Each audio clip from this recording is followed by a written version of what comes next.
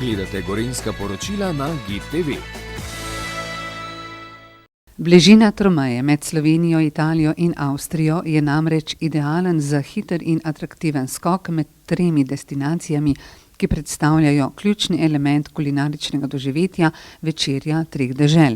Za okušanje lokalnega, domačega in značilnega za to regijo ob sredah zvečer poskrbijo na treh postojankah. V sezoni pa se gostje zbrali tukaj, kjer smo zdaj mi, vsako sredo ob 18. uri in šli potem s prevozom in z vodnikom najprej do Trbiža, kjer bo, kakor bomo tudi danes videli, na voljo topla predjed iz doma narejenih testenin. Res zelo dobro smo šli tudi poskusiti in je res fajn.